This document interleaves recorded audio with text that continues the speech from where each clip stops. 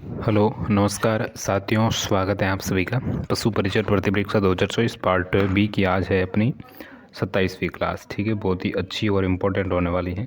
तो आप सभी से मेरी विनती है कि आप क्लास को शुरू से लेकर एंड तक अच्छे से देखिएगा। ठीक है, बहुत ही अच्छे से प्रैक्टिस क्वेश्चन आपके सामने देखने को मिलेंगे। तो पहला जो सवाल है वो आपकी स्क्रीन के सामने बहुत ही अच्छा है। भारतीय गोवंश का वैज्ञानिक नाम। ठीक है, भारतीय गोवंश का वैज्ञानिक नाम है वो आपको पूछा है। ठीक है, बोस टारस है या फिर कैपरा हिरकस है या फिर बोस इंडिकस है या फिर कैमिल्स विक्टीरियंस हैं। ठीक है, तो इसका जो दोस्तों हमें जो सही आंसर देखने को मिलता है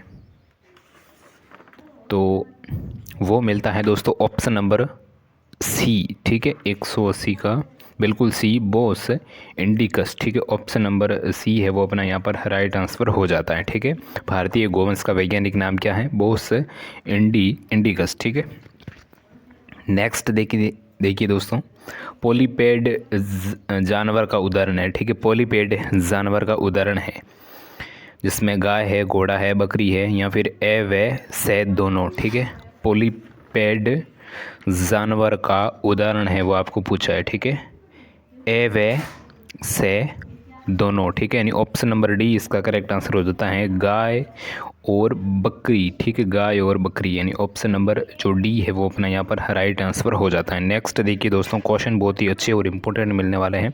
तो अभी तक आपने चैनल को सब्सक्राइब नहीं किया तो सब्सक्राइब कर लीजिएगा। ठीक है, बिल्कुल। नेक्स्ट देखिए, ऐसी गाय जो कुछ ही दिनों में ब्याने वाली हो। ठीक है, ऐसी गाय जो कुछ ही दिनों में ब्याने वाली हो उसे कहते हैं स्प्रीज कहते हैं, पालीपेड कहते हैं, हिपर कहते हैं या फिर कैटल कहते हैं। ठीक है, ऐसी जो गाय जो कुछ ही दिनों में ब्याने वाली हो तो उसे हम क्या कहेंगे? ठीक है, तो उसे क्या कहते हैं दोस्तों? तो उसे कहते हैं, बिल्कुल उसे कहते हैं, बिल्कुल हाँ, सिप्रेज। ठीक है, सिप्रेज ऑप्शन नंबर जो ए है वो बिल्कुल करेक्ट आंसर हो जाता है, स्प्रेज। ठीक है, ऑप्शन नंबर ए। नेक्स्ट देखिए दोस्तों, थार पारकर गाय की नस्ल का उत्पत्ति स्थान है। ठीक है, थार पारकर गाय की नस्ल का उत्पत्ति स्थान पूछा है। ठीक है, बिल्कुल, जिसमें थार पारकर गाय की नस्ल का उत्पत्ति स्थान है वो आपको पूछा है। नेक्स्ट बिल्कुल, तो इसका काठियावाड़ गुजरात होगा या फिर मोंटगोमरी पाकिस्तान होगा या फिर पाकिस्तान का सिंध प्रदेश होगा या फिर इनमें से कोई नहीं। ठीक है, तो बिल्कुल पाकिस्तान का सिंध प्रदेश, option number C correct answer हो जाता है। थार पारकर गाय का नस्ल की जो उत्पन्न स्थान है वो है दोस्तों पाकिस्तान का सिंध प्रदेश। नेक्स्ट देखिए दोस्तों, गाय की किस नस्ल को थारी या ग्रे सिंधी के नाम से जाना जाता है? ठीक है, थार पारकर नहीं पूछे, गाय की किस नस्ल को थारी या ग्रे सिंधी के नाम से जाना जाता है? राठी, साहिवाल, थार पारकर या फिर हरियाणवी? तो इसका दोस्तों जो करेक्ट आंसर है तो वो है थार पारकर। ठीक है, थार पारकर नस्ल को थारी या फिर ग्रे सिंधी, ठीक है, ग्रे सिंधी नाम से भी जानते हैं।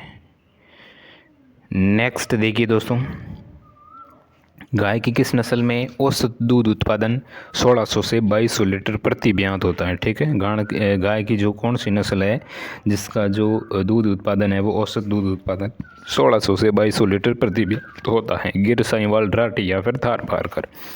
बिल्कुल, तो इसका आंसर हो जाएगा थार पारकर। ठीक है, नेक्स्ट देखिए दोस्तों, गाय की किस नस्ल में दूध उत्पादन 700 से 900 प्रति लीटर प्रति ब्यात होता है? ठीक है, 700 से 900 प्रति लीटर प्रति ब्यात। ठीक है, बिल्कुल, तो इसका होगा तो वो होगा दोस्तों मालवी। ठीक है, मालवी नस्ल का, बिल्कुल मालवी, ऑप्शन नंबर जो बी है वो करेक्ट आंसर हो जाता है। नेक्स्ट देखिए दोस्तों, निम्नलिखित में से भैंस की किस नस्ल में सींग मुड़े हुए जलेबी नुमा होते हैं? ठीक है, बिल्कुल आप सभी को पता है जलेबी किस प्रकार के होती हैं, तो बिल्कुल हाँ, जलेबी नुमा होते हैं। ठीक है, सूरती, मुर्रा, बदावरी या फिर उपयुक्त सभी? ठीक है, तो इसका करेक्ट आंसर हो जाएगा मुर्रा। ठीक है, मुर्रा, बिल्कुल, जो मुर्रा नस्ल के जो सींग है वो इस टाइप होते हैं। ठीक है, जलेबी के आकार पे। नेक्स्ट देखिए दोस्तों, भैंस की किस नस्ल का शरीर आगे से पतला और पीछे से चौड़ा अर्थात पतंगाकार होता है, ठीक है, बिल्कुल ऐसा, आगे से पतला और पीछे से चौड़ा, ठीक है, पतंग ऐसी होती हैं। तो बिल्कुल बदावरी है, मुर्रा है, नीली रावी है और महसाना है, ठीक है। तो इसका होगा तो वो होगा दोस्तों बदावरी, ठीक है। बदावरी जो नस्ल की जो भैंस होती है उसका जो है वो आगे से, उसका जो शरीर है वो दोस्तों आगे से पतला और पीछे से चौड़ा होता है, यानी अर्थात पतंगाकार का होता है, ठीक है। नेक्स्ट देखिए दोस्तों, बकरी की किस नस्ल में, हाँ बिल्कुल, बकरी की किस नस्ल में औसत दूध है जो उत्पादन है वो 2 से 3 लीटर प्रतिदिन होता है, ठीक है। 2 से 3 लीटर प्रतिदिन है, बिल्कुल। सिरोही है, बंगाली है, जमुना पारी है या फिर सभी है, ठीक है। तो बिल्कुल इसका जो करेक्ट आंसर होगा तो वो होगा जमुना पारी, ठीक है, जमुना पारी, ठीक है। जमुना पारी जिसका जो दूध है वो दोस्तों औसत है वो प्रतिदिन 2 से 3 लीटर होता है, ठीक है। नेक्स्ट देखिए दोस्तों, सर्वाधिक दूध देने वाली बकरी, ठीक है, सर्वाधिक दूध देने वाली बकरी की नस्ल आपको पूछी है, मारवाड़ी, सिरोही है, जमुना पारी है और बारबरी है, ठीक है। सर्वाधिक दूध देने वाली बकरी की नस्ल कौन सी हो जाएगी, मारवाड़ी हो जाएगी, सिरोही हो जाएगी या फिर जमुनापारी हो जाएगी या फिर बारबरी हो जाएगी। तो क्या होगा इसका करेक्ट आंसर, तो वो होगा दोस्तों जमुनापारी, ठीक है, जमुनापारी, बिल्कुल ऑप्शन नंबर सी है वो अपना यहाँ पर राइट आंसर हो जाता है, ठीक है। नेक्स्ट देखिए दोस्तों, बिल्कुल बिल्कुल 192 नंबर सवाल, हाँ, बकरी की किस नस्ल का जन्म स्थान पंजाब है, ठीक है। बकरी की किस नस्ल का जो जन्म स्थान है वो दोस्तों पंजाब है, जमुनापारी है, बारबरी है, बिट्टल है, फिर गंजब है, ठीक है। तो पंजाब में किसका है जो जन्म स्थान है किस नस्ल की बकरी का, तो बिल्कुल बिट्टल, ठीक है, बिट्टल है जो पंजाब की नस्ल है दोस्तों, ठीक है, बिट्टल है जो इसका सही आंसर हो जाता है, ठीक है। नेक्स्ट देखिए दोस्तों, भेड़ की किस नस्ल के मुंह का रंग भूरा यानी चॉकलेटी कलर का होता है जो आधी गर्दन तक फैला होता है, ठीक है। भेड़ की पूछा है, ठीक है, भेड़ की किस नस्ल के मुंह का रंग भूरा अर्थात चॉकलेटी कलर का होता है और जो आधी गर्दन तक फैला होता है, ठीक है। तो जिसमें अविवस्त्र हैं, मेरिनो है, मालपुरा है और चोकला है, ठीक है। तो बिल्कुल इसका क्या होगा करेक्ट आंसर, तो वो होगा दोस्तों ऑप्शन नंबर डी, ठीक है, डी, चोकला, चोकला नस्ल, ठीक है। नेक्स्ट देखिए दोस्तों, भेड़ की मारवाड़ी नस्ल में प्रति वर्ष ऊन प्राप्त होती हैं, ठीक है। भेड़ की जो मारवाड़ी नस्ल है उसमें प्रतिवर्ष ऊन कितनी जो प्रतिवर्ष ऊन प्राप्त होती हैं, प्रतिवर्ष पूछिए, ठीक है, बिल्कुल, जिसमें 1.1 से 1.6 किलोग्राम प्रति वर्ष या फिर 1.5 से 2.3 किलोग्राम प्रति वर्ष या फिर 2.5 से 3.5 किलोग्राम प्रति वर्ष या फिर 2 से 3 किलोग्राम प्रति वर्ष, ठीक है। तो दोस्तों इसका जो सही आंसर होता है तो वो होता है ऑप्शन नंबर बी, ठीक है, यानी 1.5 से 2.3 किलोग्राम प्रति वर्ष, ठीक है। ये है मारवाड़ी नस्ल की जो दोस्तों भेड़ होती हैं उसकी प्रति वर्ष ऊन उत्पादन, ठीक है, बिल्कुल ऑप्शन नंबर बी अपना यहाँ पर सही आंसर हो जाता है, ठीक है। नेक्स्ट देखिए दोस्तों, भेड़ की जैसलमेरी दोस्तों जो नस्ल है उसकी पूछी है ऊन उत्पादन, ठीक है, प्रतिवर्ष। भेड़ की जैसलमेरी नस्ल में प्रतिवर्ष ऊन प्राप्त होती हैं तो कितनी होती हैं, तो वो होती हैं दोस्तों 1.8 से 3.2 किलोग्राम प्रति वर्ष, ठीक है। ऑप्शन नंबर ए है जो अपना यहाँ पर राइट आंसर हो जाता है, ठीक है। नेक्स्ट देखिए दोस्तों, भेड़ की कौन सी विदेशी नस्ल का शरीर है जो भारी भरकम होने से मांस अधिक प्राप्त होता है, ठीक है। कौन सी है जो भेड़ की जो विदेशी नस्ल का जो शरीर है वो भारी भरकम होने से मांस भी अधिक प्राप्त होता है, जिसमें अविकालीन है, रेम्बुलेंट है, मेरिनो है और कराकुल है, ठीक है। तो इसका जो सही आंसर हो जाता है तो वो हो जाता है ऑप्शन नंबर डी, कराकुल, ठीक है, ऑप्शन नंबर डी, कराकुल, ठीक है। नेक्स्ट देखिए दोस्तों, 197 नंबर है, बिल्कुल, ऊँट की किस नस्ल में ललाट पर खड़ा पाया जाता है, ठीक है, ललाट पर खड़ा पाया जाता है जिसको स्टॉप कहते हैं, ठीक है, STOP, स्टॉप कहते हैं। बिल्कुल मेवाती, जैसलमेरी, बीकानेरी या फिर कच्छी, ये ऊँट की नस्ल है, ठीक है, जिसके ललाट पर एकदम खड़ा पाया जाता है, ललाट एंड सर पर, ठीक है, मस्तक पर, जिसको स्टॉप कहते हैं। तो बिल्कुल किस नस्ल पे हो जाएगा ये? तो ये हो जाएगा दोस्तों बिल्कुल ऑप्शन नंबर सी है, जो बीकानेरी नस्ल के, ठीक है, बीकानेरी नस्ल के ऊँट पर, ठीक है, बीकानेरी, बिल्कुल। नेक्स्ट देखिए दोस्तों, ऊँट की कौन सी नस्ल दौड़ने में अच्छी होती है, ठीक है, दौड़ने में ऊँट की कौन सी नस्ल है वो दौड़ने में अच्छी होती हैं? कच्छी है, खाराई है, बीकानेरी है और जैसलमेरी है, ठीक है दोस्तों। दौड़ने में जो अच्छी नस्ल होती हैं तो वो होती हैं जैसलमेरी, ठीक है। ऑप्शन नंबर 2 डी है वो अपना यहाँ पर करेक्ट आंसर हो जाएगा। जैसलमेरी के नस्ल के जो दोस्तों ऊँट होते हैं वो अच्छे दौड़ते हैं, ठीक है। नेक्स्ट देखिए दोस्तों, मुर्गी की किस नस्ल का मांस काले रंग का स्वादिष्ट होता है, ठीक है, कि मुर्गी की किस, हाँ बिल्कुल यही है। नेक्स्ट क्या है 199, मुर्गी की किस नस्ल का जो मांस है वो काले रंग का स्वादिष्ट होता है, ठीक है। कड़कनाथ है, सील है, ब्रह्मा है या फिर बूसरा है, ठीक है।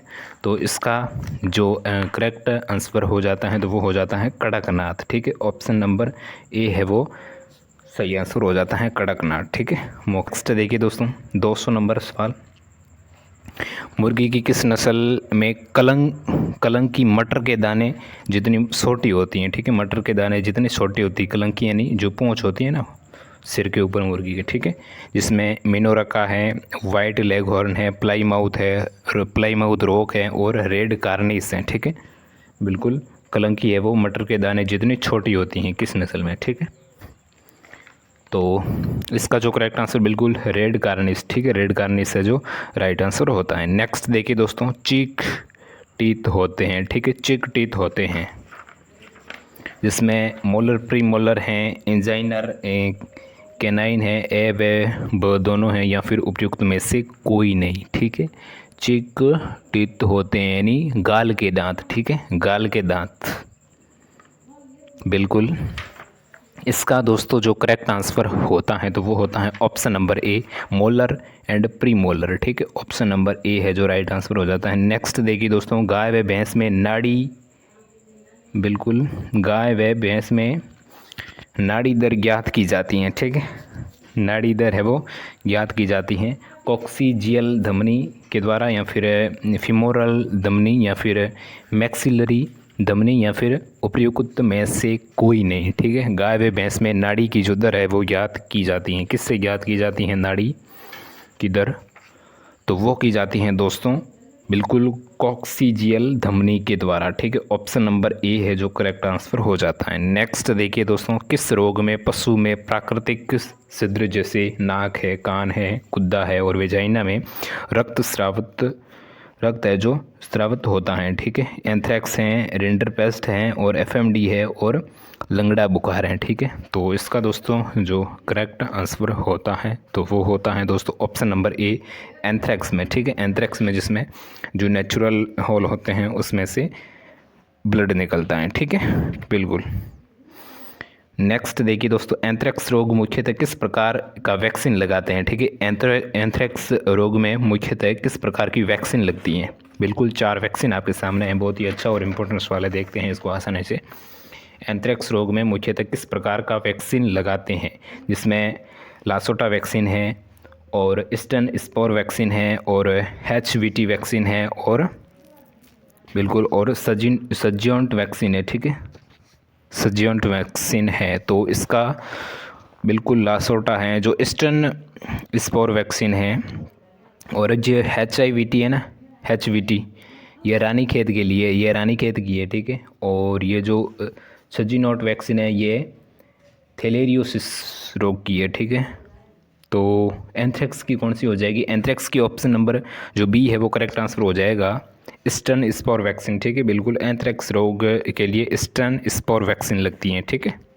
ऑप्शन नंबर जो बी है वो अपना यहाँ पर राइट आंसर हो जाता है, ठीक है। नेक्स्ट देखिए दोस्तों, किस रोग में पशु अत्यंत बेचैन, पेट दर्द के कारण दांतों को किटकिटाता है और मुंह से झाग निकलता है, ठीक है, जिसमें रिडरपेस्ट है या फिर एंथ्रैक्स है या फिर एंटोरियो टोक्योसीमिया है या फिर मिल्क फीवर है, ठीक है। तो क्या होगा इसका करेक्ट आंसर? तो बिल्कुल ऑप्शन नंबर जो सी है वो अपना यहाँ पर राइट आंसर हो जाएगा, टॉक्सीमिया। ठीक है, बिल्कुल। नेक्स्ट देखिए दोस्तों, खुरपका मुँह पका रोग मुख्यतः तो होता है। ठीक है, खुरपका मुँह पका जो रोग है वो मुख्यतः तो होता है गर्मी ऋतु में होता है, वर्षा में होता है, सर्दियों में होता है, या फिर सभी में होता है। ठीक है, उपयुक्त सभी। खुरपका मुँह पका दोस्तों जो रोग है तो वो सर्दियों में होता है। ठीक है, सर्दियों में। ऑप्शन नंबर जो राइट आंसर है तो वो है दोस्तों सर्दियों में, ऑप्शन नंबर सी। ठीक है, नेक्स्ट देखिए दोस्तों, किस प्रकार का रोग पशुओं में कम आहार व कम कार्बोहाइड्रेट वाला आहार खिलाने से होता है? ठीक है, किस प्रकार का जो रोग है वो पशुओं में कम आहार व कम कार्बोहाइड्रेट वाला आहार खिलाने से होता है, जिसमें मिल्क फीवर है, केटोसिस है, या फिर डाउनर काऊ सिंड्रोम है, या फिर इनमें से कोई नहीं है। ठीक है, तो बिल्कुल इसका जो करेक्ट आंसर होता है तो वो दोस्तों वो होता है किंटोसिस, ऑप्शन नंबर बी। ठीक है, नेक्स्ट देखिए दोस्तों, मदमोदी किस रोग का उपनाम है? ठीक है, मदमोदी है वो किस रोग का उपनाम है? तो चेचक का उपनाम है। ठीक है, चेचक का उपनाम है मदमोदी। नेक्स्ट देखिए दोस्तों, निम्नलिखित में से 2-3 महीने या उससे अधिक उम्र के पक्षियों में किस प्रकार का टीकाकरण किया जाता है? ठीक है, 2-3 महीने या फिर उससे अधिक उम्र के जो पक्षी होते हैं उनमें उसके लिए कौन सा है वो टीकाकरण है वो किया जाता है। ठीक है, तो देखते हैं इसका करेक्ट आंसर क्या हमें देखने को मिलता है, जिसमें पीजन पॉक्स वैक्सीन है, और लासोटा स्टेन वैक्सीन है, और फवल पॉक्स वैक्सीन है, और HVT वैक्सीन है। ठीक है, तो इसका दोस्तों जो राइट आंसर होगा तो वो होगा ऑप्शन नंबर कौन सा हो जाएगा? बिल्कुल फवल पॉक्स वैक्सीन। ठीक है, option number C correct answer. हाँ, बिल्कुल सी होगा। ठीक है, नेक्स्ट देखिए दोस्तों, आज का अपना अंतिम सवाल और बहुत ही अच्छा और इम्पोर्टेंट। देखिए, गाय के